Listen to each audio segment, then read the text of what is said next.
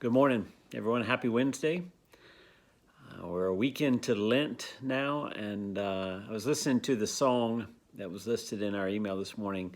I got my headphones on, and I was reminded by that song how often we are actually missing what is happening all around us, right? Scripture's filled with stories where people's eyes are open to something deeper. I was thinking about 2 Kings 6, where Elisha and his servant, they're in the city of Dothan. They're surrounded by the Aramean army, and the servant looks out and is devastated because the army is surrounding the city. And Elisha prays, and his eyes are opened to the angels, the army of angels outside of that is protecting them. Right? And then Jesus in John 4, he says to the disciples, lift up your eyes to the fields because the harvest is ripe. He wants them to see that the harvest is there. Even if they don't see it initially, it's there.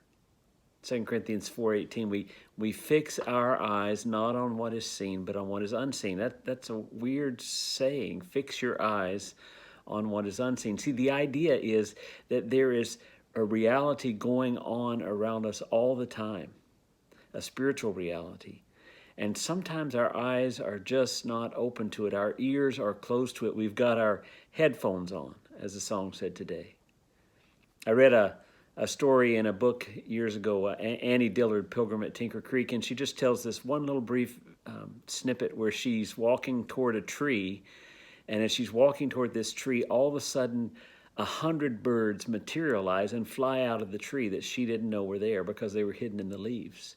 And she's just stunned by the fact that they were there all along.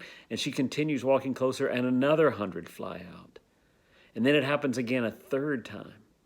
And she's blown away by the fact of this reality of 300 birds in her approximation that are hiding in this tree that she doesn't see until they fly away.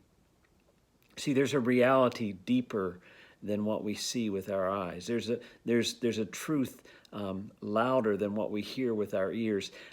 In this world of conspiracy theories, right? Everybody's buying into these conspiracy theories. There's all these things happening behind the scenes, and people are pulling strings.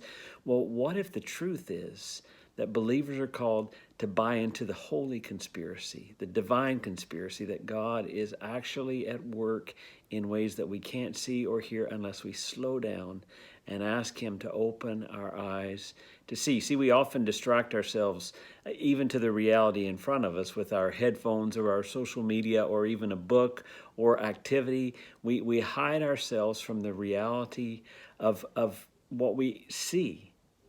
And even deeper than that is the reality of what God is doing. And so my prayer for you this day and this week is that you'll be able to quiet yourself to listen, to say to God, quiet me so I can listen, open my eyes so that I can see this holy, divine conspiracy that is going on behind all of this, that you have a plan. This Sunday, we're going to read the letter to the exiles from Jeremiah 29, and we'll talk about that same thing, that God is doing something deeper.